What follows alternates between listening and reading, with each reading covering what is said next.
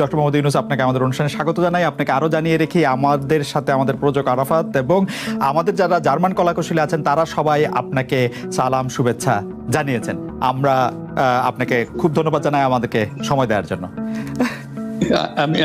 আমিও সালাম জানাচ্ছি সবাইকে, অসংখ্য ধন্যবাদ সবাইকে, তোমার কলা কৌশলী এবং আরাফাত এবং তোমাকে এবং শ্রোতাদের সবাইকে সালাম দিচ্ছি। জনাব সোহেল তাজকে আমরা অনেক ধন্যবাদ এবং কৃতজ্ঞতা জানাতে চাই। তিনি তার এই ব্যস্ত সময়ের মধ্যে আমাদেরকে সময় দিয়েছেন। আপনাকে আন্তরিক ধন্যবাদ এবং কৃতজ্ঞতা আমাদের পক্ষ থেকে। আপনাকে অনেক ধন্যবাদ এবং আপনার দর্শক শ্রোতাদেরকেও আমার সালাম এবং শুভেচ্ছা। অন্তর্বর্তীকালীন সরকারের কাঠামোটাকে আপনি আসলে কিভাবে দেখছেন? দুই হচ্ছে, অনেক কথা এরকম আসছে যে আপনি আসছেন আওয়ামী লীগের নেতৃত্বে, আওয়ামী লীগের হাল ধরতে, তো সেটির ব্যাপারেও আমরা একটু আপনার কাছে জানতে চাই।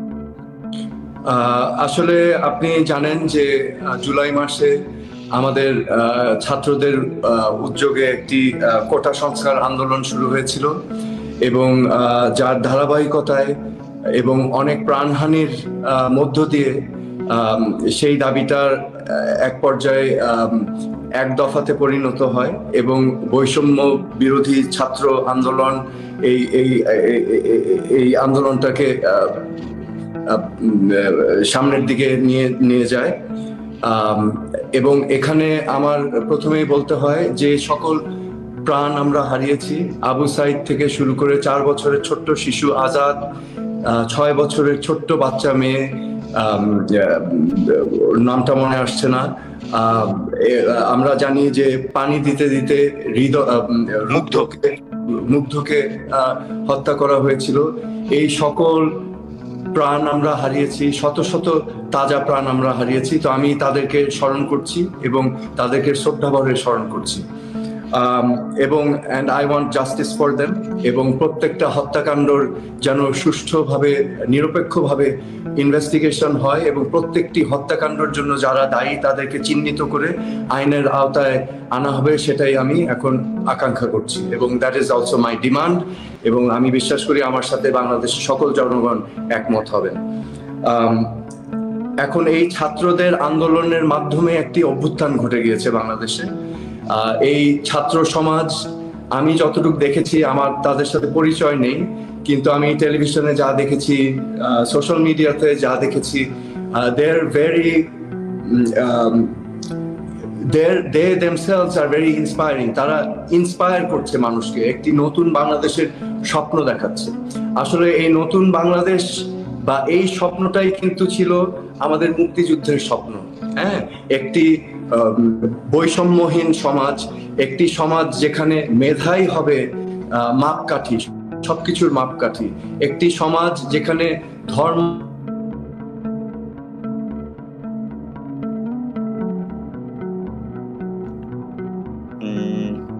জনাব সোহেল তাজ বলছিলেন যে তিনি ধন্যবাদ জানাতে চান এবং তিনি আসলে সকলকে স্মরণ করেছেন যারা এই বৈষম্য বিরোধী আন্দোলনে যারা শহীদ হয়েছেন তাদের প্রতি।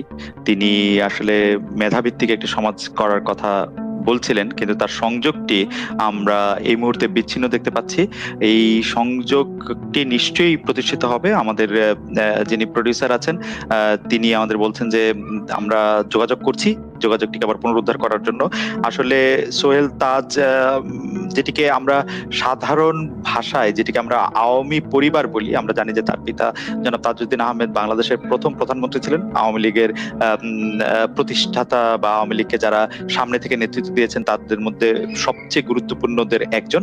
তো তিনি আসলে একটি অবস্থান নিয়েছিলেন শুরু থেকেই, যদি আমরা বলি আন্দোলনটি যখন দানা বাঁধতে শুরু করেছিল এবং আন্দোলনের ক্ষেত্রে যখন অনেক ছাত্র শিক্ষার্থী ছাত্রী তাদের উপরে বিভিন্ন রকম ভাবে মারণাস্ত্র, ক্ষেপণাস্ত্র এবং বিভিন্ন ভাবে অত্যাচার নির্যাতন চলছিল, সেই সময় তিনি এগিয়ে এসেছিলেন এবং তার ভূমিকা নিয়ে আসলে অনেক সামাজিক গণমাধ্যমে অনেক চর্চা হয়েছে। তিনি আসলে কি করতে চাচ্ছেন, তিনি কি ভাবতে চাচ্ছেন সেটি নিয়ে কথা হচ্ছিল।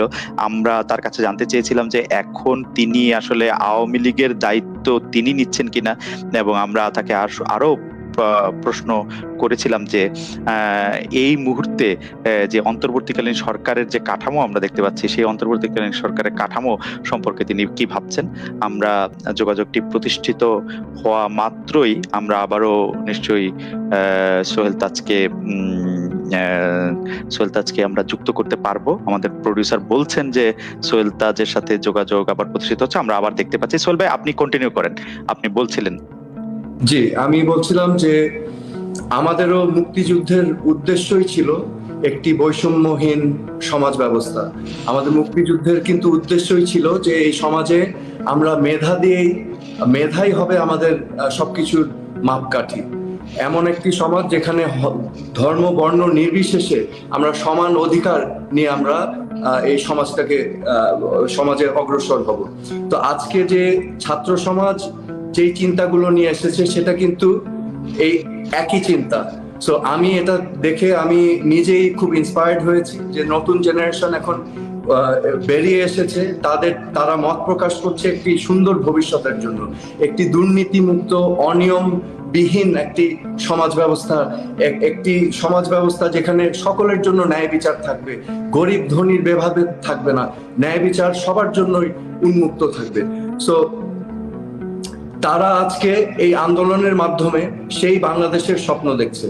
সো আমিও এই স্বপ্নের সাথে মনে প্রাণে আমি একাত্মতা ঘোষণা করছি, এবং আমিও আমার রাজনীতি শুরু করেছিলাম এই একই স্বপ্ন নিয়ে। আমি কিন্তু রাজনীতিতে এসেছি এই স্বপ্ন নিয়ে, এবং আমি এটা না বললেই হয় না। 2008 সালে যখন আমি নির্বাচন করি দ্বিতীয়বারের মতো, তখন আমার দল একটি ম্যানিফেস্টো দিয়েছিল, দিন বদলের সনদ। এই দিন বদলের সনদেই কিন্তু এই সকল কিছু, এই স্বপ্নটাকেই কিন্তু তুলে ধরা হয়েছিল, এবং সেই স্বপ্ন নিয়েই কিন্তু আমি সেদিন নির্বাচন করেছিলাম, এবং যে আমাদের বাংলাদেশও এরকম সুন্দর হবে, একটা সোনার বাংলাদেশ হবে। সো আজকে তাদের এই প্রত্যয়কে আমি সমর্থন জানাই, এবং এই যে একটি তত্ত্বাবধায়ক না, অন্তর্বর্তীকালীন সরকার হতে যাচ্ছে, আমি এই সরকারের কাছে অনেক কিছু আশা করছি যে এই ছাত্র সমাজের এবং সার্বিকভাবে আমাদের বাংলাদেশের সকল মানুষের যেই স্বপ্ন, সেই স্বপ্নর যেন প্রতিফলন ঘটে, এবং সেটা তখনই ঘটবে যখন আমরা রাষ্ট্র কাঠামো এবং আমাদের রাষ্ট্রের ব্যবস্থাগুলোকে আমরা বিনির্মাণ করতে পারবো সঠিকভাবে। হ্যাঁ, that means all the democratic institutions must be strengthened. এখানে সুশাসন, বা আমরা যদি একটি অগ্রগতিশীল দেশ হিসাবে মাথাচাড়া দিতে চাই ভবিষ্যতের পথে, তাহলে আমাদের সুশাসন হচ্ছে অনিবার্য, এবং সুশাসনের একটি পূর্ব শর্ত হচ্ছে আইনের শাসন। সো এই থিঙ্কিং গুলোকে রেখে আমি বিশ্বাস করি যে এই অন্তর্কালীন সরকার পদক্ষেপগুলো নেবেন, এবং যা যা অন্যায় হয়েছে, যে সকল অনিয়ম হয়েছে, হত্যা, গুম সহ দুর্নীতি, হাজার হাজার লক্ষ কোটি টাকা যেটা পাচার হয়েছে, এগুলো সমস্ত তদন্ত করতে হবে, দোষী ব্যক্তিদেরকে আইনের আওতায় নিয়ে আসতে হবে, এবং এর পাশাপাশি আমি বলতে চাই নিরীহ নির্দোষ মানুষের উপরে যেন কোনো নিপীড়ন না হয়, সেটাও কিন্তু কাম্য না। তো আমি স্বাগত জানাই। জনাব সোহেল তাজ, একটি বিষয় গতকাল ডয়েচে ভেলে বাংলার পক্ষ থেকে সাবেক প্রধানমন্ত্রীর পুত্র জনাব সজীব ওয়াজেদ জয়ের কাছে জানতে চাওয়া হয়েছিল যে এই আওয়ামী লীগের নেতৃত্ব এখন শেখ পরিবারের বা শেখ হাসিনা পরিবারের কেউ দিচ্ছেন কিনা। তিনি বলছেন যে এই ব্যাপারটি এখন আর তাদের কনসার্ন না, তারা আর এটি আর এখন ভাবছেন না। আমরা জানতে চাইছিলাম যে তাহলে বর্তমানে বাংলাদেশ আওয়ামী লীগের কি অবস্থা, আপনি বাংলাদেশে আওয়ামী লীগের হাল ধরছেন কিনা সেটিও অনেকে প্রশ্ন রেখেছেন, আপনি বিষয়টিকে কিভাবে দেখছেন? আসলে আমি যেভাবে দেখি বিষয়টাকে, আওয়ামী লীগ হচ্ছে একটি ঐতিহাসিক দল, আওয়ামী লীগ একটি আদর্শিক দল, আওয়ামী লীগের একটি আদর্শ আছে। আওয়ামী লীগ কিন্তু আদর্শিকভাবেই গঠন হয়েছে এবং আমাদের মুক্তিযুদ্ধের সময় নেতৃত্বর অবদান রেখেছে। সো আমি মনে করি এই বৃহৎ একটি রাজনৈতিক দল, আদর্শিক রাজনৈতিক দল, এই দল আবারও সংগঠিত হবে, আবারও আমি চাই যে বাংলাদেশের ভবিষ্যতে অবদান রাখবে। এখন কে নেতৃত্ব দেবে কি দেবে না, আমি তো রাজনীতিতে নাই বর্তমানে, আমি তো রাজনীতি থেকে সরে গিয়েছি। তো আমি এখন একটা সাধারণ নাগরিক হিসাবে, অ্যান্ড অলসো কারণ আমার বাবা আমার মা এই দলের জন্য অবদান রেখেছেন, এবং স্বাভাবিকভাবে আমার এই দলের প্রতি একটা বিশেষ টান আছে, এবং আমি জানি যে এই দলের ভিতরে অনেক অনেক নিবেদিত প্রাণ আছে, যারা নিগৃহীত, যারা উপেক্ষিত হয়েছে। আমি চাই না যে আজকে তাদের উপরে কোনো ধরনের বিপদ আসুক, তাদের উপরে কোনো অন্যায় অবিচার হোক। আমি চাইবো যে যারা অন্যায় করেছে তাদেরকে আইনের আওতায় অবশ্যই যেন আনা হয়, যাতে করে এখানে যেন কোনো ভূম্রজাল সৃষ্টি না হয়। সোহেল ভাই, তাহলে আওয়ামী লীগের আপনার কোনো ভাবনায় এই মুহূর্তে নাই, মানে নিজের ব্যাপারে, মানে সোহেল তাজের আসলে এই যে বৈষম্য বিরোধী আন্দোলন এবং কোটা সংস্কারের আন্দোলন যখন চলছিল, আমি আমার ফেসবুকে দুইটা স্ট্যাটাস দিয়েছিলাম। একবার স্ট্যাটাস দিয়েছিলাম যে সমর্থন দিয়ে আমি বলেছিলাম যে যে কোনো কিছুই বাড়াবাড়ি করলে সেটা কিন্তু মানুষ মেনে নেয় না, হ্যাঁ, এবং মানুষের ভিতরে বিস্ফোরণ ঘটে। এবং পরবর্তীতে যখন আমি দেখেছি যে নির্বিচারে মানুষকে, ছাত্র সমাজ এবং সাধারণ নিরীহ মানুষের উপর গুলি চালানো হচ্ছে, আমি আমার বিবেকের তাড়নায় কিন্তু আমি কথা বলেছিলাম যেন আমাদের ছাত্রছাত্রী ভাই বোনদের বুকে আর একটা গুলি না চলে।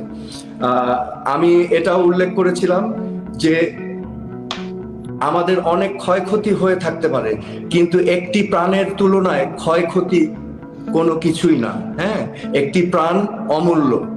সো আমি আজকে কেন এসেছি, কেন আমি আজকে একটা স্টেটমেন্ট দিয়েছি লাইভে, এটা আমার কনসার্নস, আমার একটা মরাল কম্পাস আছে। আমি সবসময় চেষ্টা করি আমার বিবেক আমাকে যেদিকে নিয়ে যাবে আমি বিবেক দিয়েই আমি বিবেচনা করি, এবং অবশ্যই আমার চিন্তা শক্তি খাটাই, কিন্তু আমার বিবেকই হচ্ছে আমার কম্পাস।